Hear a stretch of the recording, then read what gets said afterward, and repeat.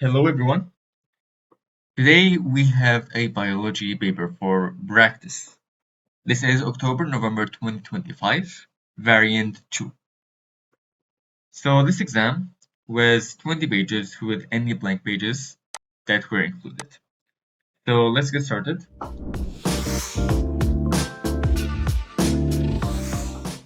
First of all, we have question 1A. Question 1A says, describe what is meant by the term physical digestion. Okay. Now, this is a common example, this is a common question, and it is a textbook question. So, this means that whatever answer it is, it has to be the same in almost every past paper. So, this is a memory item. This is something that you have to know. So, the answer has two parts that will be as follows. First of all, we have to talk about the digestion process itself. We have to say that it is the breakdown of molecules. I'll just write that here. Breakdown of molecules, or to be more specific, what you should say is of large molecules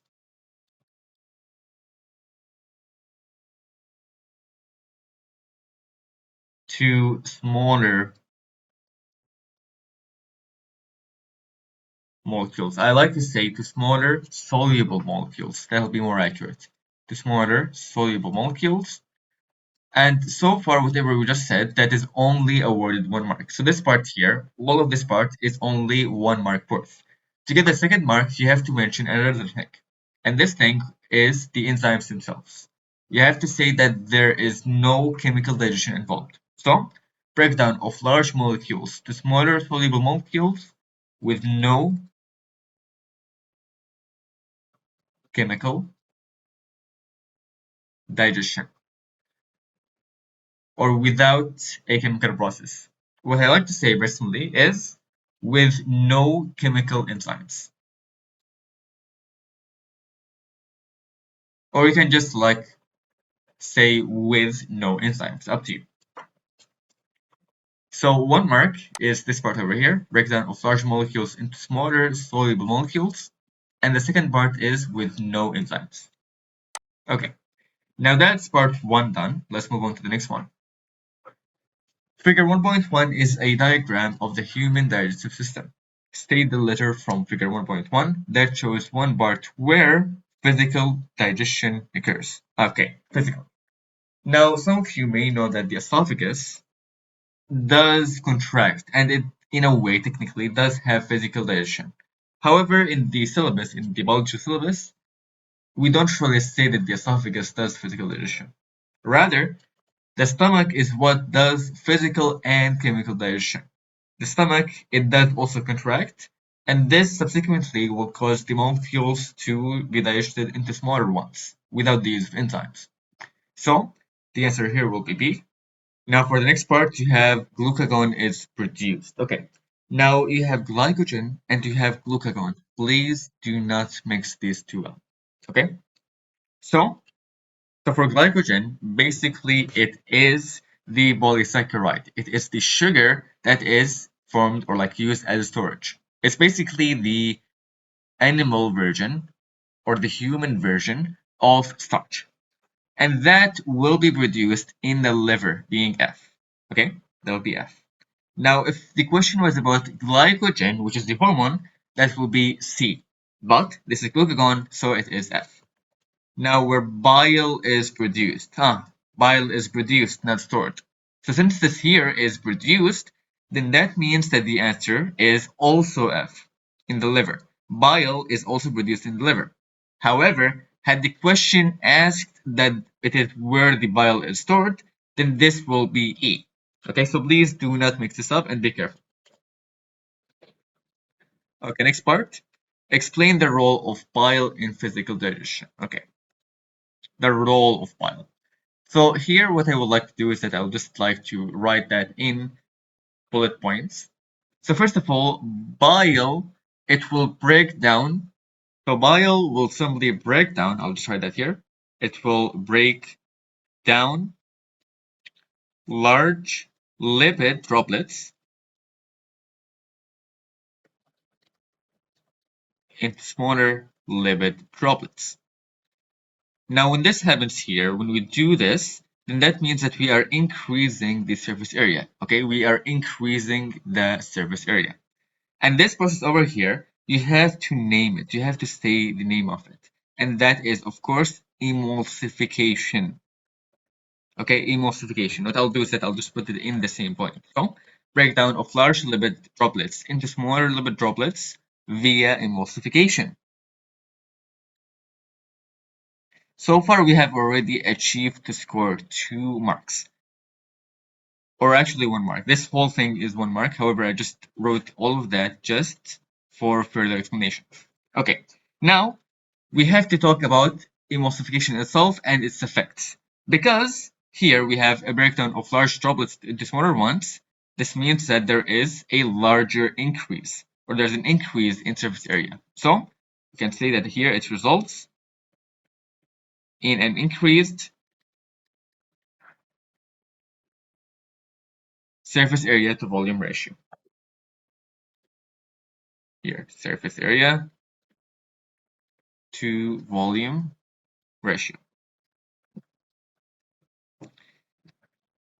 Okay, now let's ask ourselves this question. Results in an increased surface area to volume ratio. What does that correlate to, you may ask? It will simply result in the enzymes being more efficient. Because if you remember, enzymes, the rate of enzyme activity increases by the increase of surface area to volume ratio. Which means, and although here it says explain the role of bile in physical digestion, you still have to relate it to enzymes. Yes, enzymes are a form of chemical digestion, and this would make this question a bit confusing.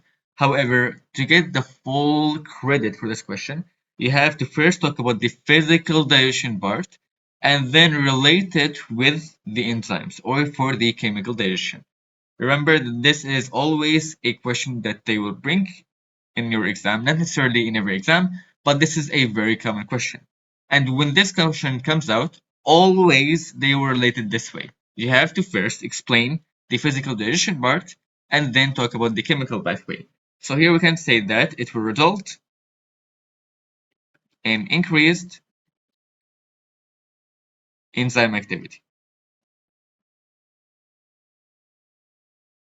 Because if you recall, the rate of enzyme activity is increased via an increase in the surface area to volume ratio. There are multiple reasons why the rate of enzyme activity can increase. It can be optimum temperature, it can be optimum pH, but one of them is also an optimum increase in the surface area to volume ratio. So keep that in mind. Okay, now next off here, part D. Physical digestion also occurs in the mouth. Okay, state the names of 2 types of human teeth and their function. Okay, so we have 4 types of human teeth. You have the incisors, you have the canines, you have the molars, you have the premolars. You have the freedom of choice of any. Now the molars and the premolars have the same way, the same function. So what I will do is to have some variety in answer. I will write for the canines, that's first, canines. And the second point will be about the motors, okay? Motors. So for canines, when we talk about that, then basically what we can say is that they tear food apart. Why? Because if you see or if you want to look at the shape of the canine, then basically they are pointed, right? Now, of course, this is a very bad drawing of how canines look. However, they, because of their shape here, their pointy shape, they will simply tear food apart. Okay, so this is already the first function here. We can talk about that. That's already 1 mark awarded. If we want to talk about the second, then here we have to talk about the motors or whatever you chose here. So for the motors, they will simply grind food. They will grind down food. So motors, they grind down food.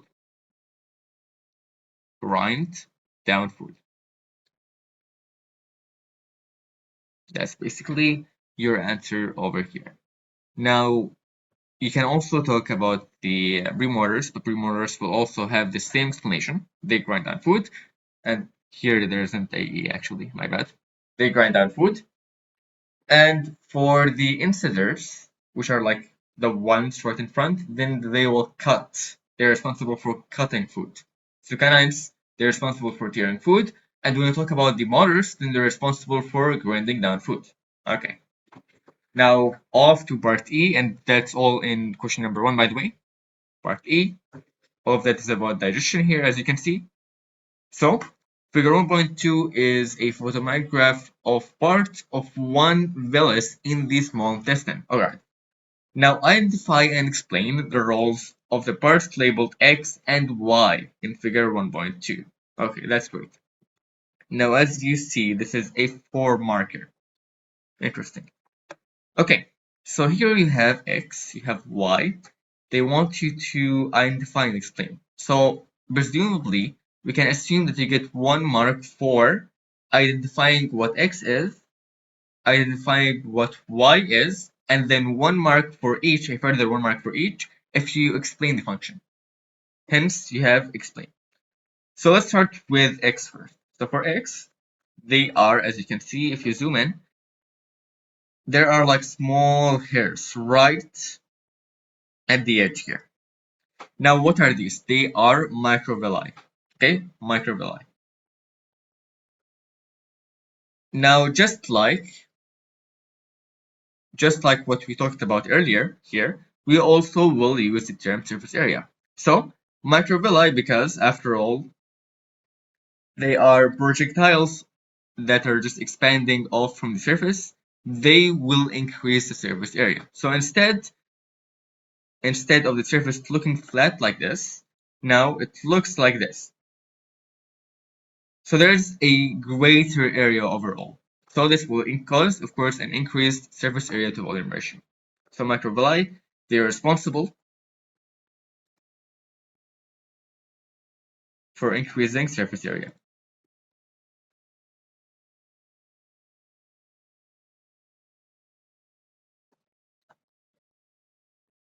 Alright, perfect.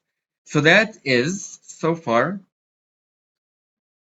I'd say 2 marks, but just to be secure,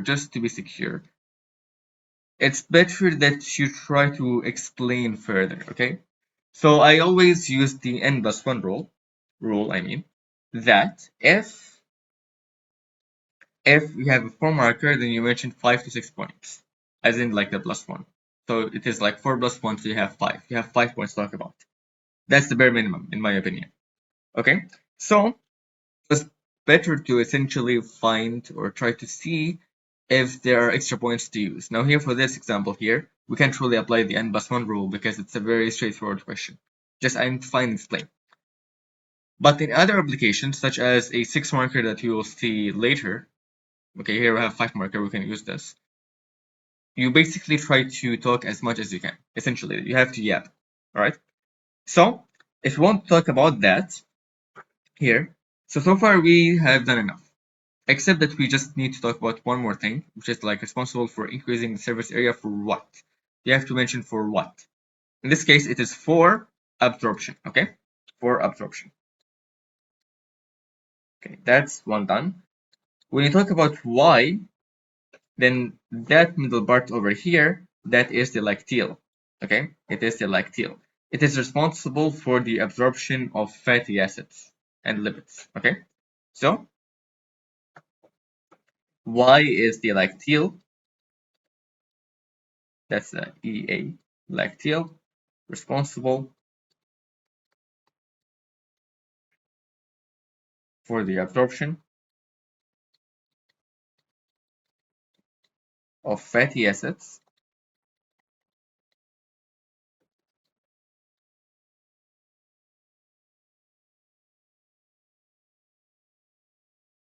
and lipids. Okay, that is good. That's perfect. Okay, so that is a 4 marker done. We're done with question number 1. Now moving on to question number 2. Alright, so question number 2 here, you have dicotyledons and monocotyledons belong to the same plant kingdom. Okay, now state 2 features of plants. Okay, now notice. Here it says two features of plants, whether that is dicotyledons or monocotyledons. So here it's just a general feature. One thing you can say, for example, and this is something that we've always learned about since grade 2, which is photosynthesis. So plants are able to photosynthesize. So you can say that, able to photosynthesize. Okay, that's good. And then we can talk about something else. Maybe the fact that they have a cell wall. However, that is not enough. Now you can say cell wall, but the marking scheme is very unpredictable. If you say cell wall, it may or may not be acceptable. Why? Because let's say, for example, we have fungus, right? We have fungus. Now fungus, they also have cell walls, but they're different. The cell walls for fungus are made from chitin, while for plants, they are made of cellulose. So you have to say that, what they're made from. Cell walls made from cellulose. Alright, so now off to part 2. State the names of 2 other kingdoms. Okay. So if you notice here in the question, they only talked about plants only. So they talked about nothing else. So we have a variety of other kingdoms to choose from. So I would choose, for example, Animalia, because that's the first thing that came to my mind. Animalia. Animalia here. Okay, that's good. Then you can also talk about another kingdom. For example, you can talk about prokaryotes, bacteria and so on, prokaryotes. So you can talk about prokaryotes. You can also talk about fungi if you want to. That's up to you. But I chose Animalia and prokaryotes. Okay. Now, figure 2.1 is a diagram of a cross-section of a monocotyledous system. You have the vascular bundle, in which this outer part here, this will be the phloem. Okay, that will be the phloem, and that will be the xylem. Okay, nice. Okay, so describe how the distribution of vascular bundles in a dicotyledonous stem would differ from the monocotyledonous stem. Okay, alright, so here, if you notice here in the diagram, figure 2.1, this is for a monocotyledonous stem. Okay. Now, if you want to talk about that here, you would notice that here, the vascular bundle is distributed everywhere, even in the middle. But if you take a look into your own textbook, then it would rather look something similar to this over here, in which the vascular bundle is distributed more into the outer part. Like they are bell-shaped, yeah, they're still the same thing. However, they kind of take a circular path towards the outside, while the inside here is completely empty. Now, of course, it's filled with tissue, yeah, but it is empty of vascular bundles.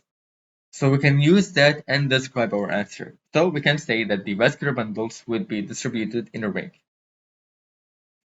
Okay, so vascular bundles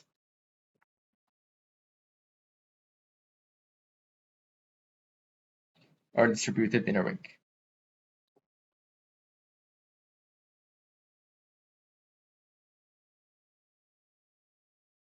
Okay, that's so far so good. So we are done here with part B. Off to part C. Okay. So figure 2.2 is an incomplete drawing of a cross-section of a dicotyledonous stem, or a root actually, not the stem. Stem was this one here. Now complete 2.2, the drawing of 2.2, by sketching the distribution of phloem and xylem, and labeling the phloem, the xylem, and the root hair cell. Okay. Now root hair is already there. You can already see it. That is the root hair. I think that's clear. Now, if you want to talk about the phloem and the xylem, then again they would follow the same philosophy as what we did here, in which the phloem is towards the outside while the xylem is towards the inside.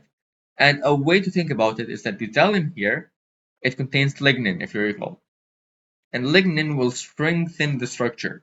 So, with the lignin being towards the inside, this will cause support to be from the inside of the stem. It's kind of like how us humans have the skeletons inside of us, not the outside.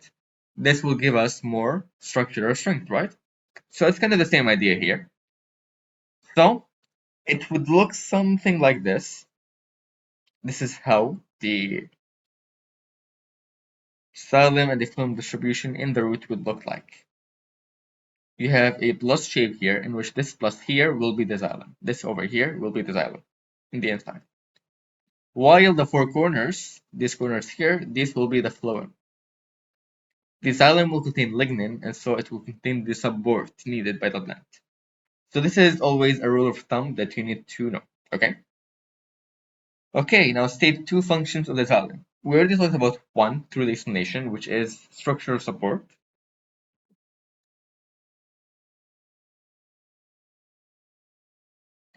The other thing, and actually that is the main highlight of the xylem, is for transport. However, can we just say transport and call it a day? No. You have to explain further. You have to always state more than just a word, except for like some questions. Now, when we talk about transport, then we have to talk about the transport of something specific. In this case, it is mineral ions and water. So it is for the transport of mineral ions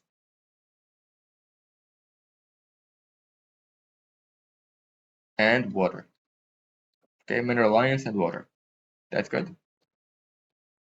Okay, so we're done with this part here. Now off to part E. Okay. Alright, here we have part E. A farmer investigated the effect of girdling on the mass of apple fruit produced by apple trees. The farmer removed a 3 mm strip of bark and phloem tissue from the branches and produced the fruit as shown in figure 2.3. Okay. So you can see here that they removed the outer bark. Now looking back into our picture over here, now here what I missed here is to actually separate that so that it is like more bell-shaped. Okay, so we discussed this already. The outside is the phloem. The inside is xylem. So what they did by cutting down the outer part is that they removed the xylem, or I mean the phloem. They removed the phloem, which is this part here. So they essentially removed everything in here. Okay, so they removed the phloem. So now what they want us to do probably is that they want us to describe what's going to happen, right? Okay, we can see what they want us to do here. The farmer girdled 9 apple trees and left 9 apple trees unbrindled. So they did 9 of them in this way, and 9 others, they actually just kept it as is. They didn't girdle anything, okay? So the mass of 10 fruits from the girdled trees and the mass of 10 fruits from the ungirdled trees were compared. Here, you can see. Now they probably will tell us to describe the results shown and suggest an explanation. Okay, we have 5 marks here. Interesting. So if you want to do that, then always in such questions you have to actually link numerical data. What we notice here is that the girdled had a greater mass, while the ungirdled has less mass. Now if we did not, or actually if we did girdle that, and so we did not have phloem, we do not have phloem, what would you think the explanation here would be? This will simply mean that every sucrose or every glucose that was produced, it will stay in the fruit and in the branch, and it will not go to the rest of the plant. This means that every single glucose that was produced, it will be used for the growth of the fruit. This is why there is a greater mass of the fruits, because they grew more. That is simply because instead of the glucose that was produced by photosynthesis to be transported throughout the whole plant, throughout like all the leaves and everything, all the structures, it is now only kept in that one branch, which means that the glucose will be more concentrated into where? Into the fruit. Simply put, this will cause the fruits here to grow more. And this will explain why here we have a greater mass. So first of all, we have to describe what's going on here. We have to say that mass of 10 fruits, or like the mass of fruits,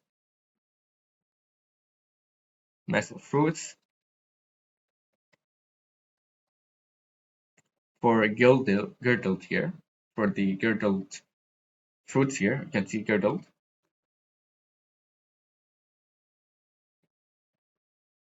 For the girdled fruits here, or like the girdled branch actually, is greater than ungirdled.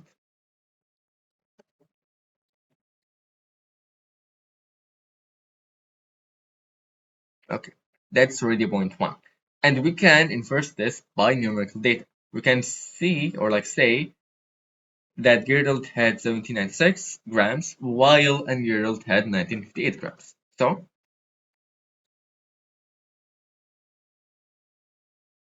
girdled had 1796, 1796 grams, while ungirdled had 958. While ungirdled had 958 grams. You have to mention the grams. Alright, so that already is actually, believe it or not, that is already 2 marks. 1 mark for describing what's going on, a second is for manipulating the data. Now we have to actually say what the phloem does. So we want to explain what's going on. We want to say or describe the fact and explain the fact that all the glucose and all the resources are to be used by the fruits only. So we have, in order to actually explain that, we have to describe what the phloem does. Okay, so we have to say that the phloem is responsible for transporting the sucrose to the amino acids. So phloem is responsible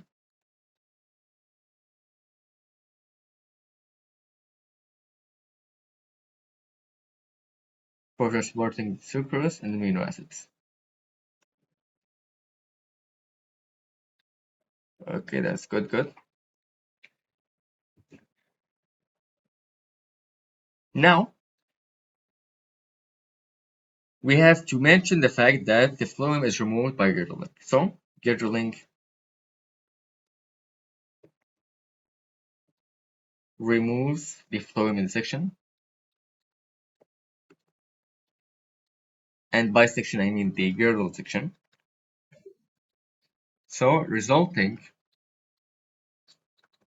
in all of the amino acids and sucrose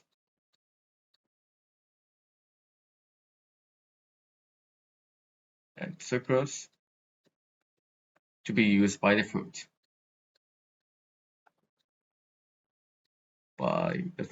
Okay, that's basic.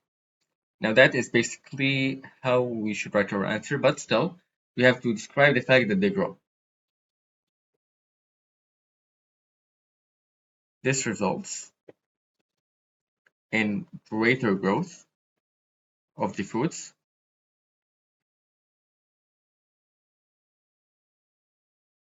thus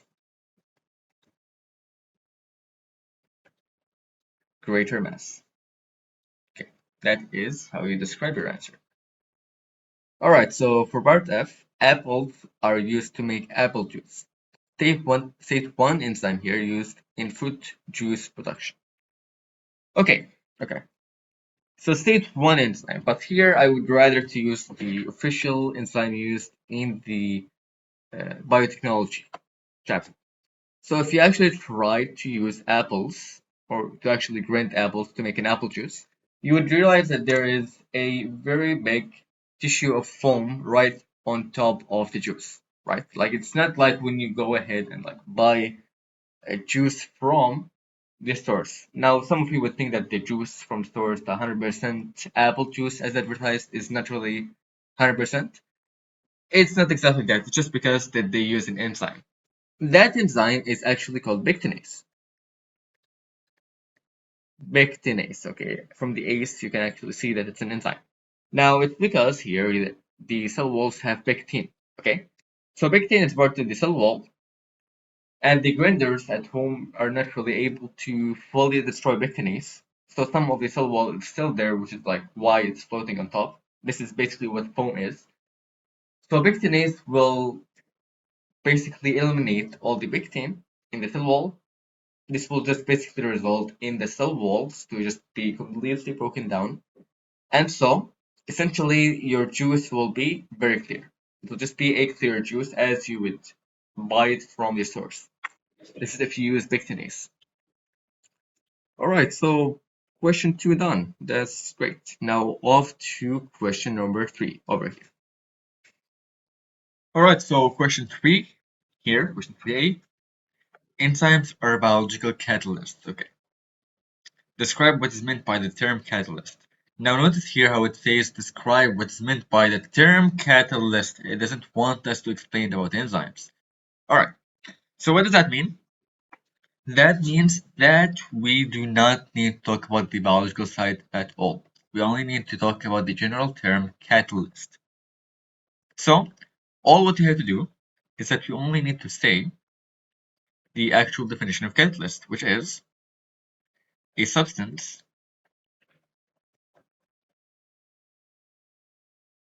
that increases the rate of reaction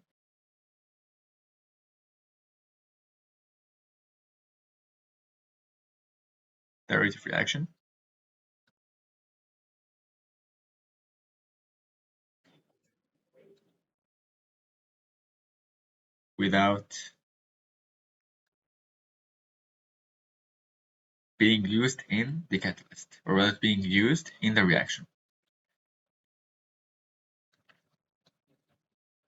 So, for example, basically we have a reaction. When we have this reaction, and when we add the catalyst will just basically and simply increase the rate of reaction. It will make the reaction faster. But the catalyst itself will not be used in the reaction. It will not be used up. So this same catalyst can be used in other reactions as well. This is basically what we should say. 1 mark here for saying a substance that increases the rate of reaction. And another is for saying that it is not used in the reaction here, without being used in the reaction. These are 2 distinct marks. Okay, so here we have a 6 marker and another table. Interesting. Okay, so a student investigated the effect of temperature on enzyme activity. A starch suspension was kept at 0 degrees.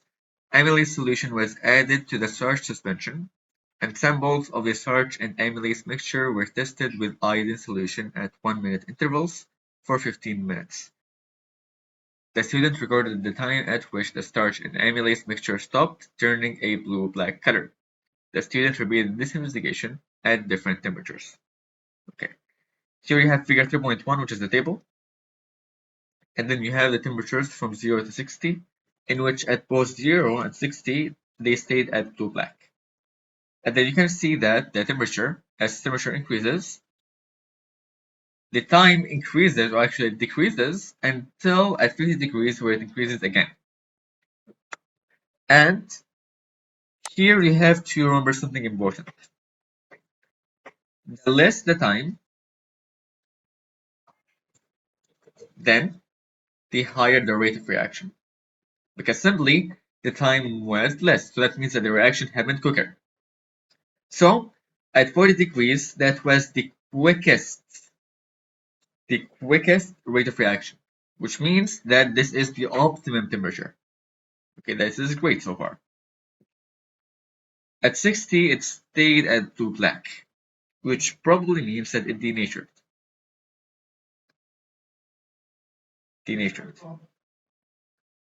And at 50, it started to denature. That's why the time increased to 10. Okay. While here, this range here, you can see that the time was progressively decreasing. Why? It simply is because the rate of reaction was increasing because there's a higher kinetic energy, and so there are more successful collisions. So, more successful reactions. So this is basically what's going on, and then since we now understand what happened here, now we can describe it. However, in the question it says you have to explain between 0 and 40. So we only need to explain from 0, where there's like no reaction, it stayed at blue black, until 40, where it was the optimum. Here it says explain, so you don't describe it, friends. You just explain it.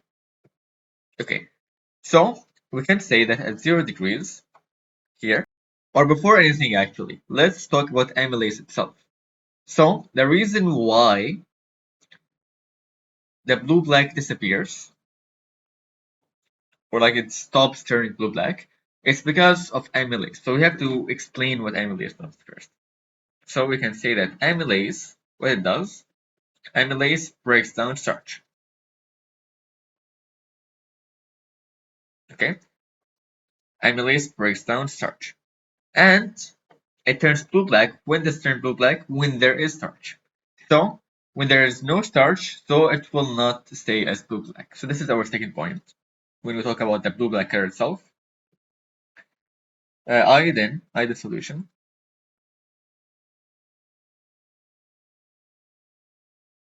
turns blue black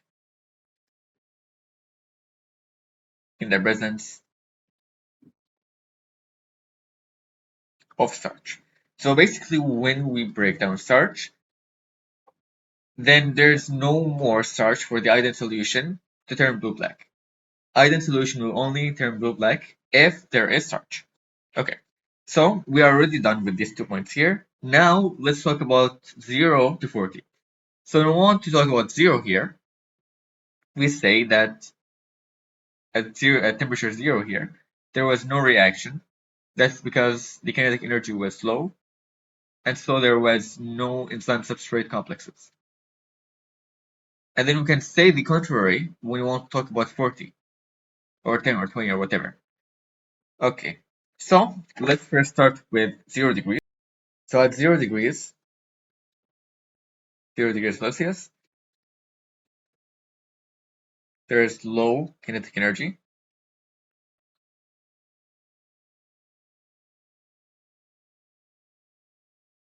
So there is less successful collisions.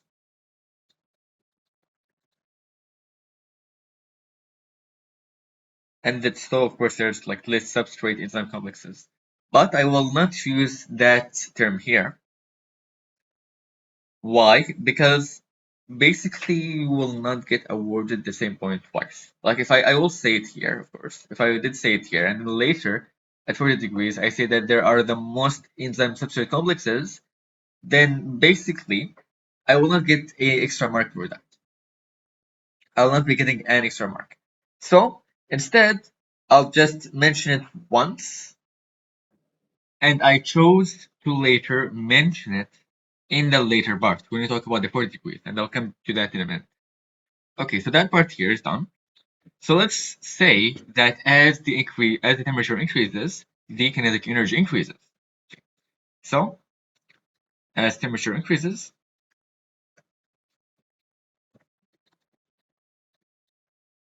kinetic energy increases, and so there are more collisions.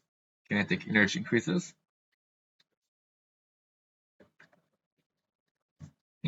and more collisions. And I think also actually, to the 40 degrees, this will be the perfect time to say the fact that there will be more enzyme substrate complexes. So here if you said there will be less enzyme substrate complexes, and here if we said there are more enzyme substrate complexes, they are the same point. You will not get a mark here and a mark here. So it's better that you just mention it once, or if you want, you can mention it both, it's okay. But don't expect an extra mark for both. Okay, that's one. And also you have to make sure that you are strategic with your timing. So kinetic energy increases and more collisions. So more enzyme substrate complexes.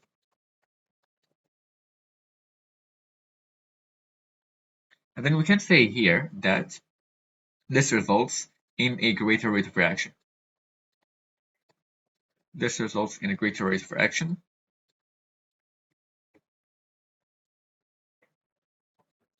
And this is actually a great segue to talk about the 40 degrees, which is the optimum.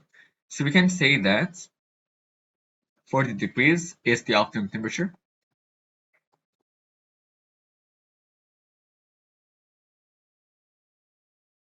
temperature here. And then we can say with greatest enzyme activity. You try to have a variety of points with the greatest enzyme activity. Okay, now I can say that, like, of course, here there are like most enzyme substrate complexes, but I already talked about that earlier, so I will not repeat myself.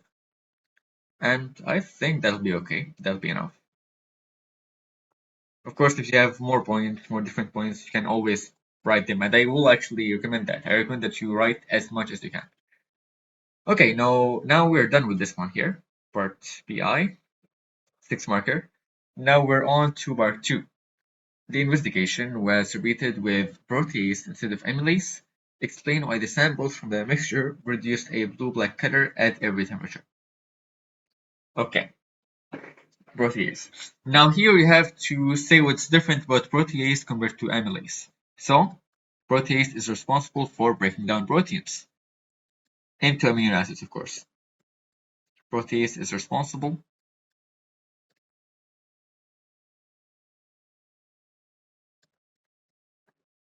for breaking down proteins into amino acids. And the reason why this is important, it's because starch will stay as is. It will not be broken down. So starch will always be there. And that means that the blue-black color will be always present. Because iodine solution only detects starch. So starch is there, so it will always be blue-black. That's the idea. Okay? So here let's see, protease is responsible for breaking down proteins into amino acids. Okay, that's good so far. That's our first point. Now we have to talk about the second point. Is that starch is not broken down because there's no amylase after all. Starch. Okay, my bad. Starch is not broken down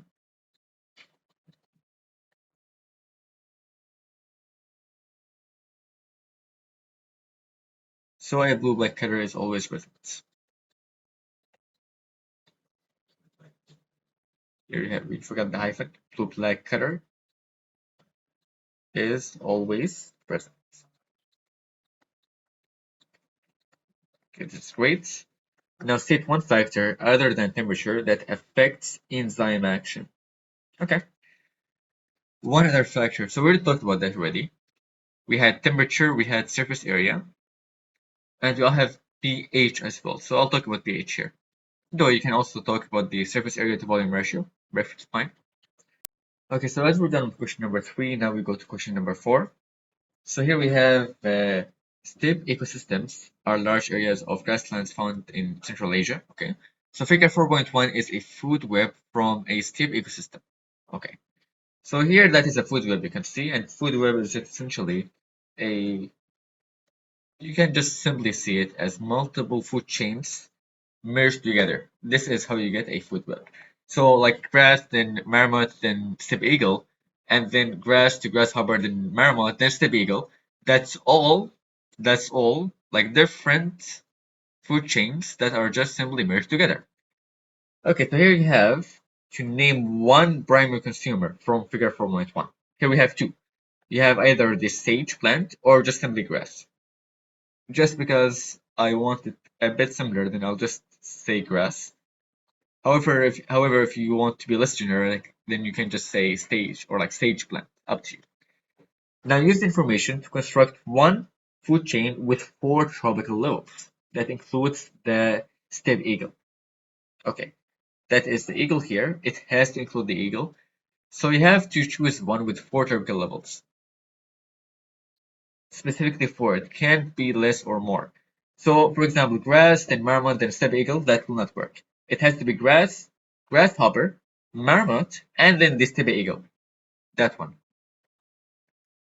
I think that's how it's pronounced. Anyways, so you have grass, then grasshopper,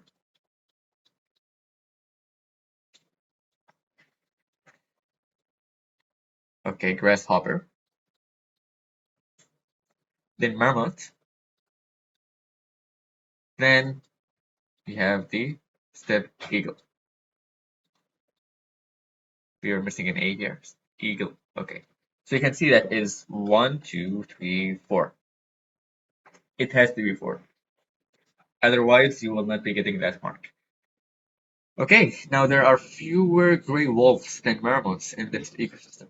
Explain why the population size of organisms here decreased from one tropic level to the next tropic level in the ecosystem. Okay, this is a very classical question. You will see this one lots of times by your practice, or like throughout your practice. So you have to know how to master this specific question. So when you want to explain this type of question, you have to understand the idea that energy is neither lost, or I mean neither destroyed or created, it is only lost. So you have to emphasize on this point. You have to say that energy is lost, not destroyed, lost between each energy level. So energy is lost between each energy level. However, if I want to be more specific, now this is not in the syllabus, or to be more specific, actually, not in the marking scheme, it is in the syllabus. It is about 90% of energy. 90% of energy is lost in the form of heat. Okay, 90% of energy is lost in the form of heat. So energy did not get destroyed, it just was converted from whatever it was earlier to heat. Okay, keep that in mind. So second point, or more technically third point, but into that in a second. So the third point here is that there is less energy, or like 10% of energy is left, in the system. So less biomass will be available. Biomass will be available. Now, why is that? Essentially, if there's only 10% of energy left between each energy level, that essentially means that this energy is not sufficient to support the same number of individuals as it was in the previous level. So for example, let's say that here you have rabbits, you have like maybe 10 rabbits. It can only support maybe one eagle, because that eagle can predate on these 10. Like for example, let's say that here, the total of 10, they hold like 100 joules of energy. That means that only 10 joules of energy will pass towards the eagle. So that 10 can only support that one eagle. It cannot support more than one eagle. Just as an example. Of course, it is not a very realistic example, but it does the job. Okay? This is basically how it works. So remember this answer here. And the reason why I said third point and not 2, or like second point, is because your second point is actually this: heat. First point you get is 90% of energy is lost. Okay. The second one is mentioning what form it is transferred to. In this case, it is heat. That's your second point. So already that's a full mark. And then you have that as your third point. Thus, this is why we did the n plus 1 criteria. N is like the number of marks, 2, plus 1, which is a extra third point, just to secure that in case one mark or 1 point was not accurate or correct, then your third point will back you up. Okay? Alright, so moving on. Okay, how much do we have left? Okay, we don't have much, that's good. So let's see. Let's see part B. Part B. Figure 4.2 is a photograph of a wild horse. This horse is a type of wild horse that nearly became extinct. After a captive breeding program, they have been successfully introduced into the steppe ecosystem. They were reintroduced. So, the captive breeding program that revived it from being extinct had been started with 12 wild horses. Now, the question is asking to explain the risks to a species of a captive breeding program that uses such small number of individuals. Okay.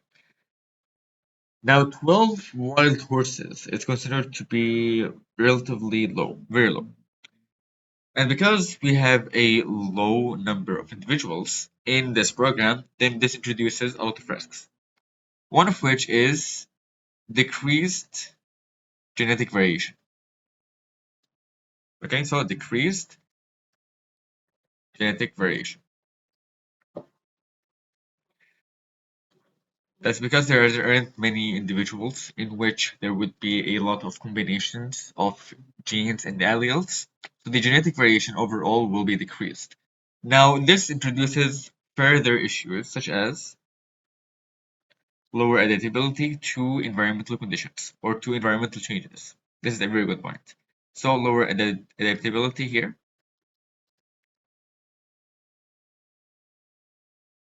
to changes in the environment. And what does that mean? That also means that there is a higher chance of being introduced or being exposed to diseases. Because there isn't any genetic variation, then there's less likely to be any genetic genes that are resistant to a disease. So, higher chance of disease exposure. And what I also would like to mention here, since there's also the 12 courses, there's a higher chance of inbreeding, which can cause genetic diseases. But since we already said higher chance of disease exposure, then I will not repeat myself here. So what I will say here is that I'll just say higher chance of inbreeding.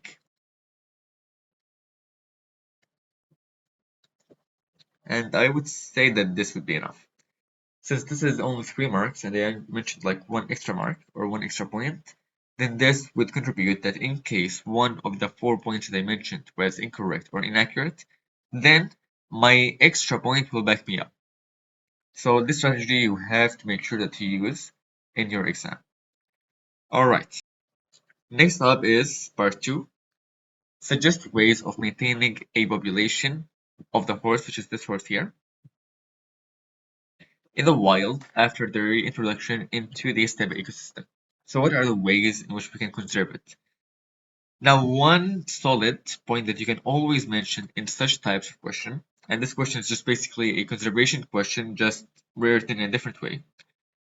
You always should mention the keyword education. So,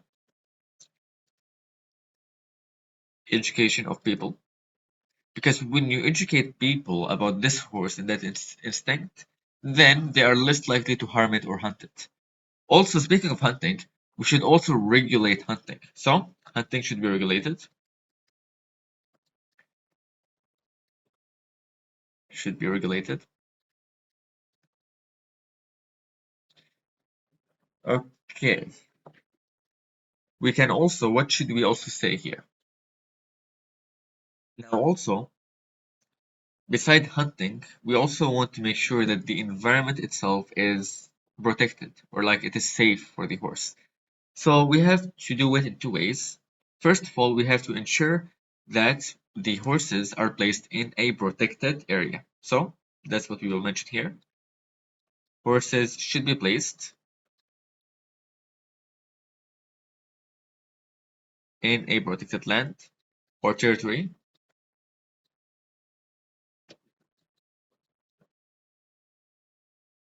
And also, in order to further protect these horses, we want to ensure that there are no predators in the territory. So you can say that we should remove predators. So removal of predators. Okay, that's good. And also one more thing, it's that we want to ensure that the horses have enough nutrition. So we want to make sure that there is sufficient food in the environment. Ensure, or like just not necessarily food, but resources in general. So ensure sufficient resources in the environment.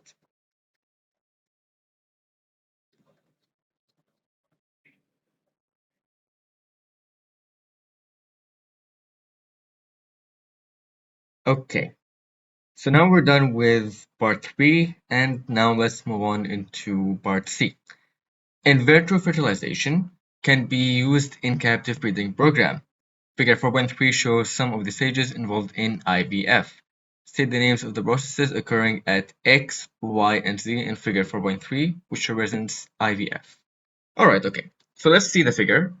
What we have here is an egg cell that's extracted from a female and a sperm cell that is extracted from a male. They merge in a process called X to form a zygote.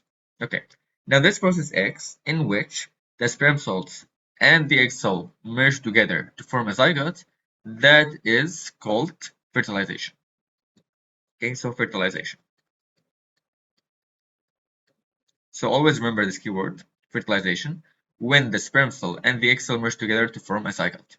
And then, when it becomes a embryo from a zygote, then basically what's going on here is that this zygote is dividing into smaller, further cells. And that is, of course, cell division. Now, this cell division, we have to be more specific. What forms of cell division here?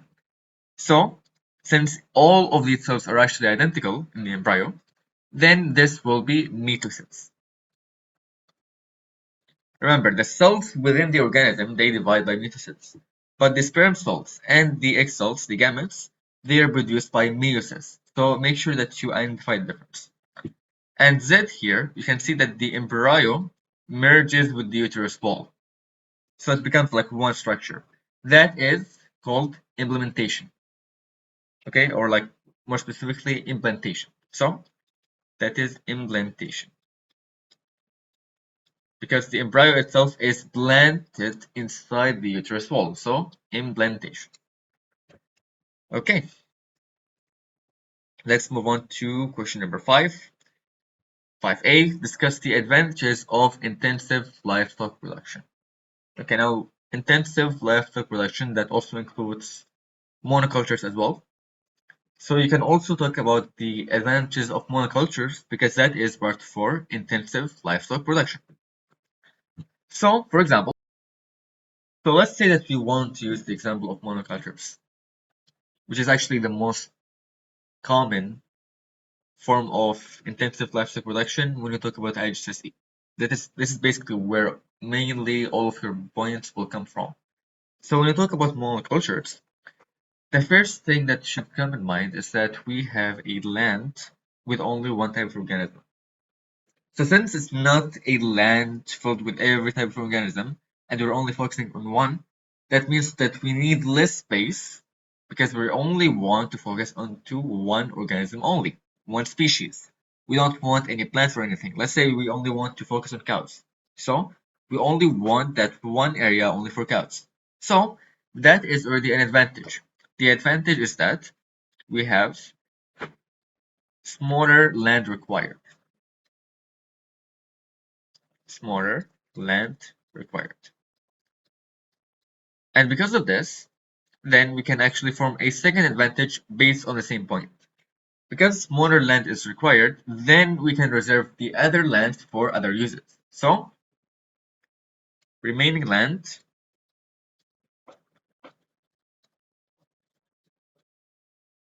can be used or utilized for other purposes. Okay, this is great. It's also important to note that since we're only focusing on one species, that means that we are prioritizing the product's quality over the quantity. That means that overall, our product quality will be more constant. And this is very important for the livestock production. So, overall, quality will be more constant. That is one side of it. The other is also regarding the same point in which we are focusing into one species, is that essentially there is a greater yield because we're not really focusing into like 10 species at once. We only want to provide the optimum temperature, the optimum nutritious value, the optimum like everything for a specific species, which means that we'll get a higher yield, a higher number of products.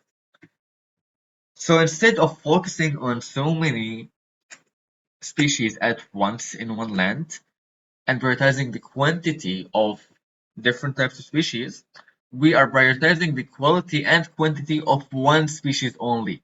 Okay? So here that is quality over quantity. We are having one species, but with a higher quality and a higher quantity in one species compared to just having a scattered number of products of multiple species at once. That we can't really guarantee the product quality. So, higher yield. Okay, now let's see part B. One disadvantage of intensive livestock production is that antibiotics are often used. Suggest why antibiotics are needed in intensive livestock production. Okay, now in intensive livestock production, you have a high population of a species all in the same area. That means that if one species got sick or like one organism got sick, then it is very likely that this sickness will spread throughout the whole population. So this is basically the thing that we need to understand and to use. So what we can say is that it is used to treat bacterial infections due to the overcrowdedness of the population. That's basically what you want to write. And here I will not write points, just like one sentence. To treat or to prevent bacterial infections or diseases due to the overcrowdedness of the population.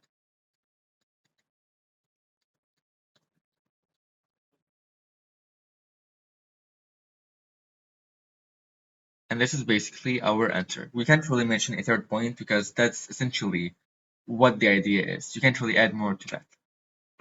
So here you have to be very precise.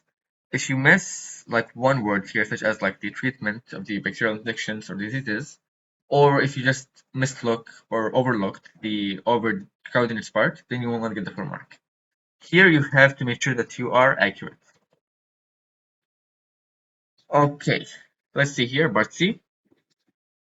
Figure 5.1 shows the changes in antibiotic use in livestock production in 7 countries between 2010 and 2016. The suggested limit for antibiotic use in livestock is 50 mg per kilogram of livestock. Okay, so here we have a very nice graph over here, organized. You can see that here that is 2010 and the darker color is 2016. Now state the letters of the countries in figure 5.1, okay, that used less than the suggested limit of 50 mg of antibiotics per kilogram of livestock in 2016. Okay, now let's see here. The suggested limit for antibiotic use in livestock is 50 mg per kilogram of livestock. So the easiest way is to simply draw a line at 50 and see what is less than 50. And they want 2016, which is the darker color. You can already see that everything here is above the line except for D here and F. So this is basically what you need to write. You have to write D and F. You can't just say D or F. It is D and F. Okay, now calculate the percentage increase in antibiotic use in the country A in figure 5.1 between 2010 and 2016. So only for A. And give your answer to 2 significant figures. So if we got our answer to 3 significant figures and you wrote 3 significant figures and your answer was correct, you will only get a maximum of 2 because you did not fulfill this criteria. So be very careful. Okay, so let's see what we have here. We have 2016 as 400, and here, let's see what we have here. So you can see that the interval here is 50, right? That is 50. And we have what? We have 1, 2, 3, 4, and 5 boxes. That means that each box, each one box or each one line equals to 10.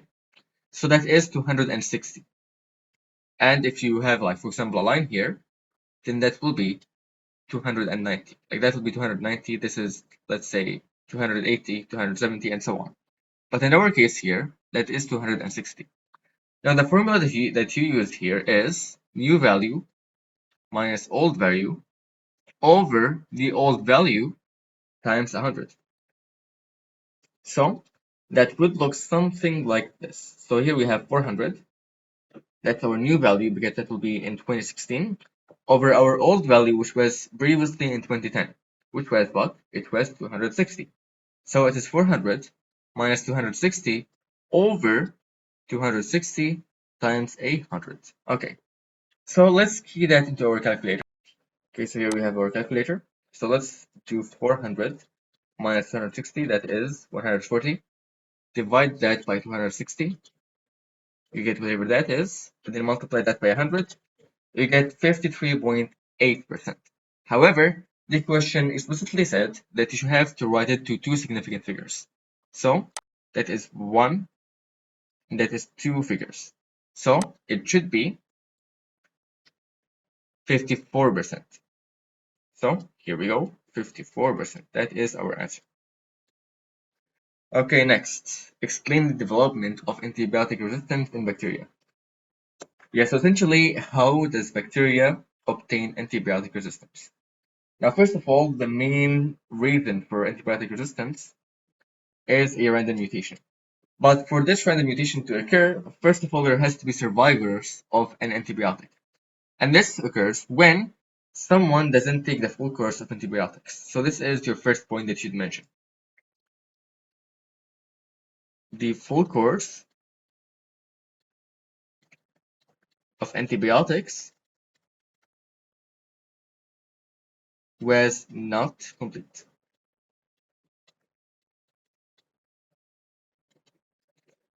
Okay, because of this, then there are like some bacteria cells that are left over. So what's going to happen is that survivor bacteria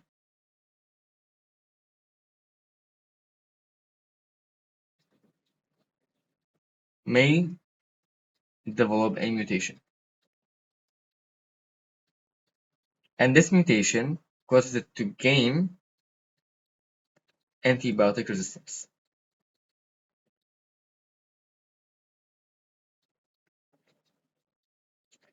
And then when antibiotics is used, then the antibiotic resistant bacteria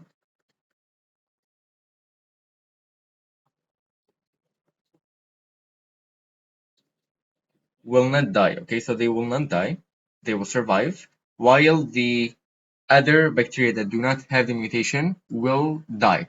So antibiotic resistant bacteria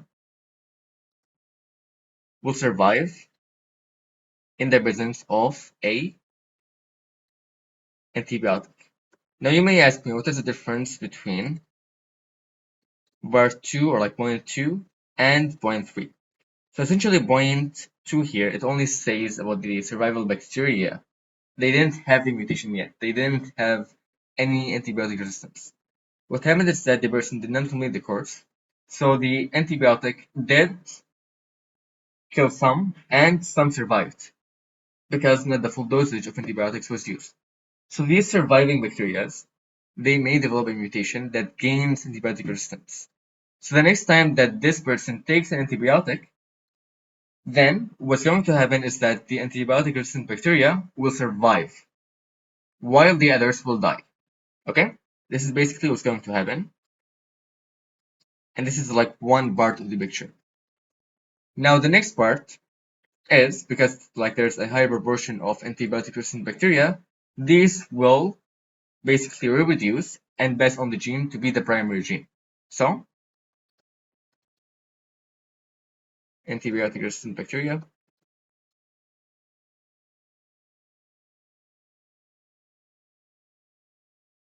will reproduce and pass on the antibiotic resistant gene.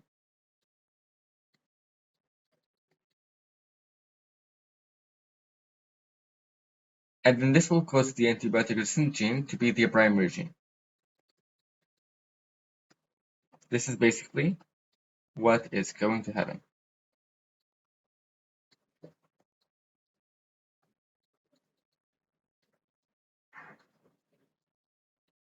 Alright, so is that clear now?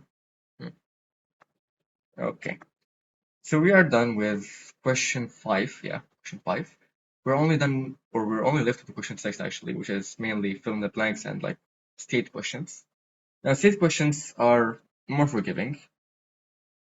I wouldn't say that, but like they're easier. They're easier actually. It's not that they're forgiving, because the marking scheme is only like one solid answer. That's it, you have to know it. But it's only 1 mark, that's one. And it is mainly general knowledge, or like small stuff in the syllabus. It isn't something that you have to explain or describe. It's just a one-word answer.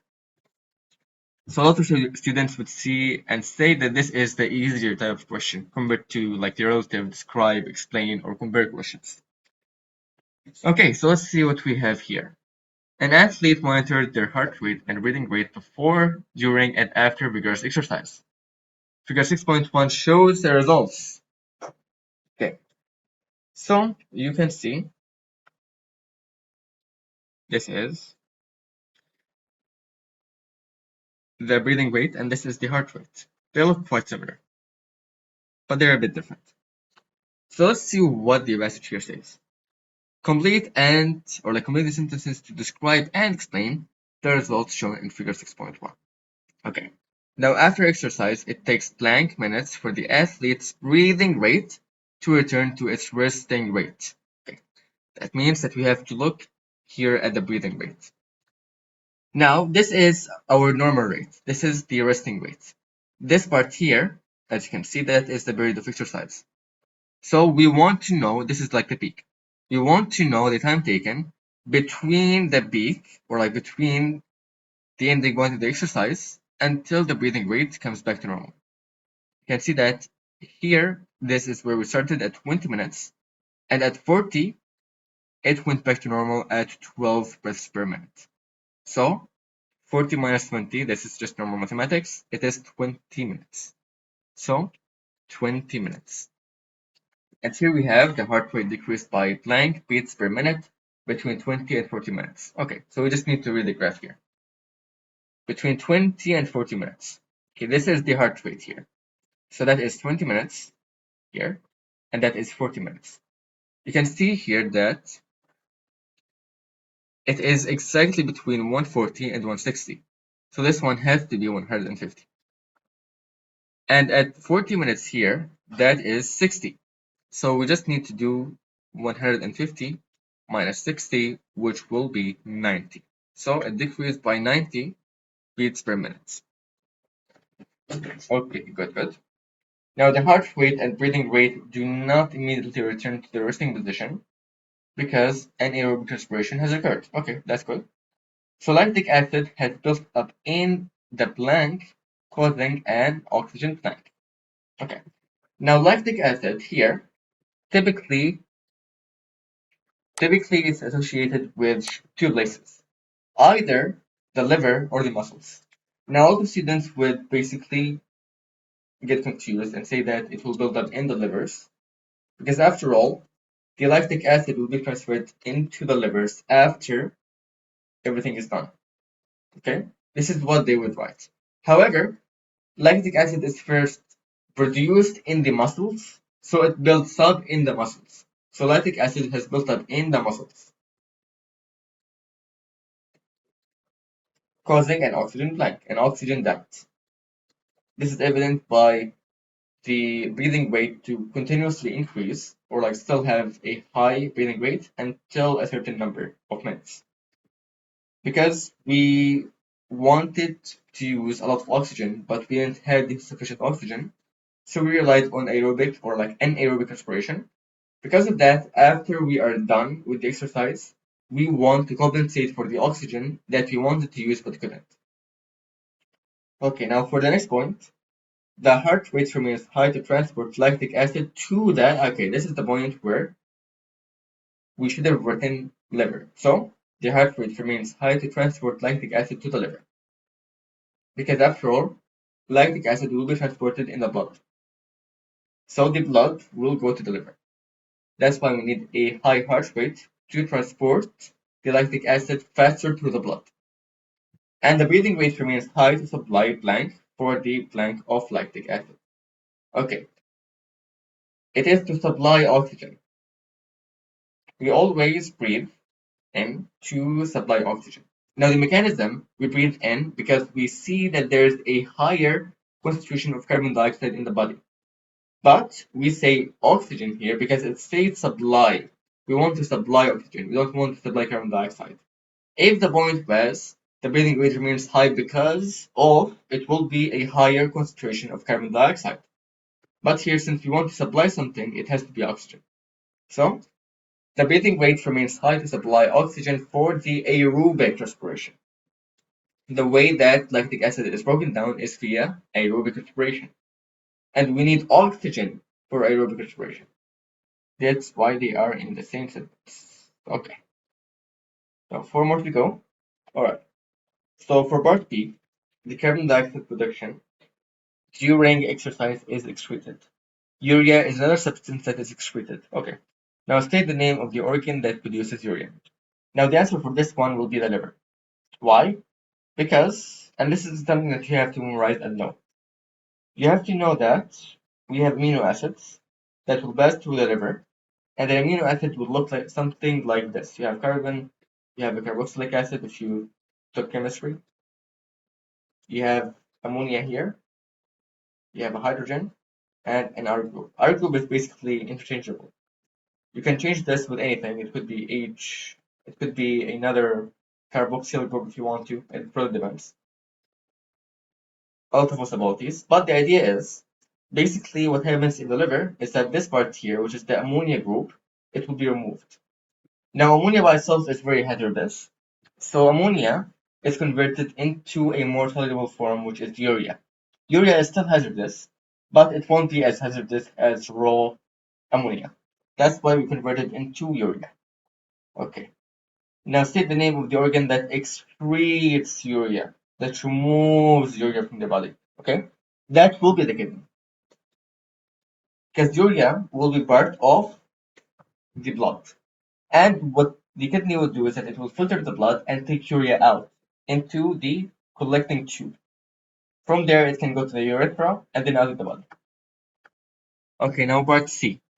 State the balanced chemical equation for anaerobic respiration in yeast. Okay. Now notice how it says anaerobic and says chemical. So you can't just write the word equation. You have to write the chemical terms. Now, just like aerobic respiration, it first starts off with glucose. Yeah, right, glucose. So C6H12O6. And you don't add 6O2. You don't add oxygen because this is anaerobic. So it goes straight to ethanol. And what is ethanol? Ethanol will be 2C2H5OH. You have to know this one by heart. Okay? 2C2H5OH. OH is like it's an alcohol from the alcohol group in chemistry if you learned that. So that's why it's an ethanol. That's why I have it all at the end. And ethanol, of course, is used in like some types of fuels as well. So 2C2H5OH plus 2CO2, 2 molecules of carbon dioxide. Okay, so that's that. You have 2 marks for this. Now state one food product that is made using anaerobic respiration in yeast. One food product, okay. So you can see that there is carbon dioxide, and this is actually something that you have to know. Because of carbon dioxide, and that's why we add yeast to pastries during baking, because the carbon dioxide produced is a gas, it will cause the dough to rise. So it will be perfect for bread. So this is one example, which is bread. Bread, pastries, or whatever. And that's basically this for this paper. We are done with all of the questions. Maybe next class we can do a paper 6. Paper 6, of course, being the alternative to practical paper. And then we can do some paper 2s as well. So that's it for today. See you everyone in the next class. And have a great day. Goodbye.